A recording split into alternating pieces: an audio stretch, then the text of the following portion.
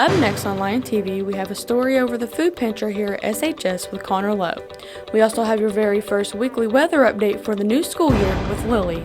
And me, Jacob Showy, to recap all the sports moments you missed over the summer. All that and more, Lion TV starts now.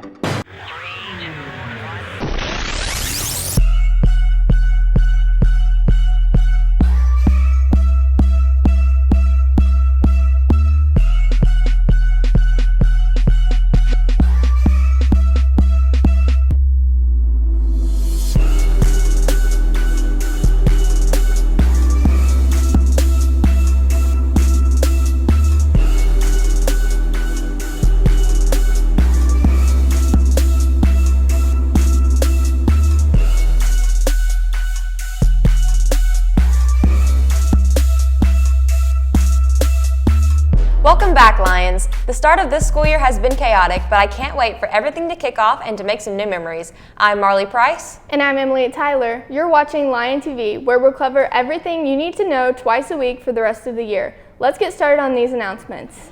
Lion Fest was held last Friday on August 19th. All sports teams were represented, wishing them good luck this year. We hope every team representing the Searcy Lions goes on to do big things this year.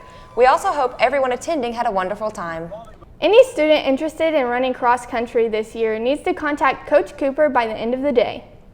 There will be no outside lunch deliveries. If you forget your lunch, you will have to eat in the cafeteria.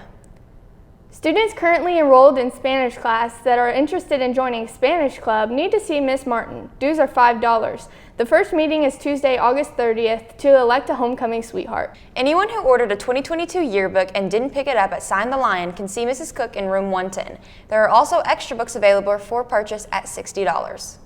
Looks like we have a lot to keep track of the next few weeks. With everything going on, I wonder if there is something for students in need. I'm glad you said something, Marley. Here's Connor Love with information about our school's food pantry. Here at Searcy High School, our student council is a big part of what's going on, especially when it comes to the food pantry. The food pantry is a service project of the SHS Student Council, and we provide like food bags that go home or can go home with students over the weekend who may be dealing with food insecurity.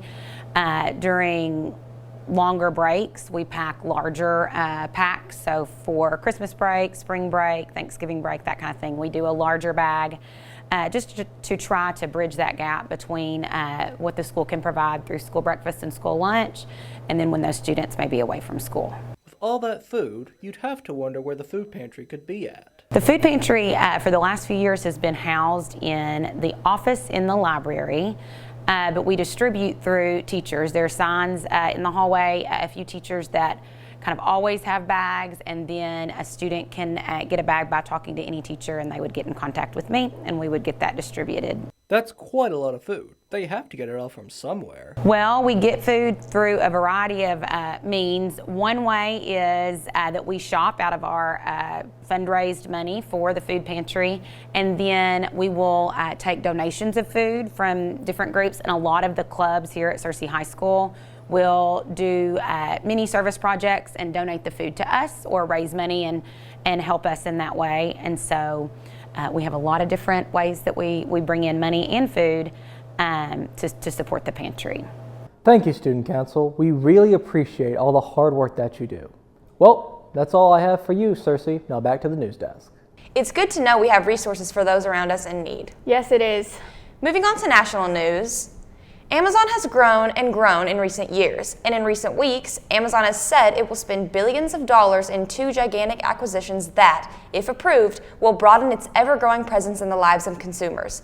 The company is targeting two areas: healthcare through its $3.9 billion buyout of the primary care company One Medical, and the quote-unquote smart home, where it plans to purchase a $1.7 billion merger with iRobot, the maker of the popular robotic Roomba vacuum. Recently, U.S. states have been flooding at unprecedented levels, said to be caused by human-made climate change. The St. Louis area and 88% of Kentucky early in July were considered abnormally dry, and then the skies opened up and deadly flooding devastated communities. The same thing happened in Yellowstone in June. Earlier this month, Death Valley, in a severe drought, got a near-record amount of rainfall in one day, causing floods, and is still in a nasty drought. The world's newest and biggest space telescope is showing Jupiter as never before, auroras and all. Scientists released the shots Monday of the solar system's biggest planet. The James Webb Space Telescope took the photos in July, capturing unprecedented views of Jupiter's northern and southern lights and swirling polar haze. Jupiter's Great Red Spot, a storm big enough to swallow Earth, stands out brightly alongside countless smaller storms.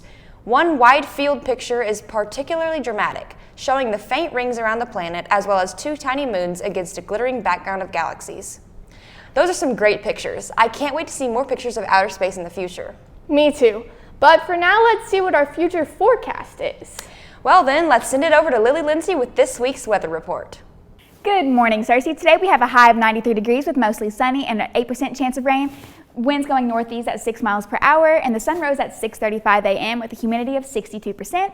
Tonight we have a low of 70 degrees with a clear sky and an 8% chance of rain with winds going 5 miles per hour northeast. And the humidity is at 85% with the sun setting at 7:41. Onto the almanac. And the last 7 days, we've had a high of 93 and a low of 62, my bad. And the monthly average precipitation is going to be was 3.41 inches, and the month to date is 4.13 inches. And for the next coming days, we have a high of 90 and a low of 71 on Saturday with a 15% chance of precipitation. On Sunday, we'll have a high of 87 and a low of 72 with a 50% chance of scattered storms.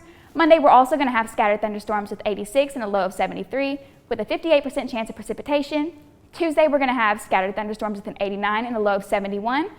And on Wednesday, we have a high of 88 and a low of 70 with scattered thunderstorms and a 51% chance of rain. Man, looks like we're in for some showers next week. I know, I really hope it doesn't rain out our upcoming sporting events. Me neither. Thanks, Lily. Okay, Emily, you know what time it is? What's for lunch?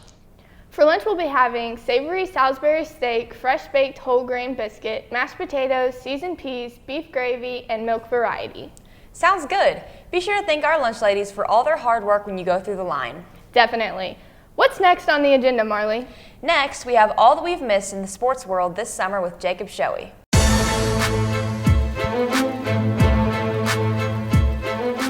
Welcome back, Cersei High School. We've missed a lot of sports since the last time we saw each other, so let's jump right into those updates. In local sports, the Cersei Lions tennis team had a couple of matches already played where on August 11th they had a tournament up in Jonesboro where both William Pillow and Zach Tansinko would finish in second and third in boys singles, while Kristen and Avery Tranum finished third in girls doubles.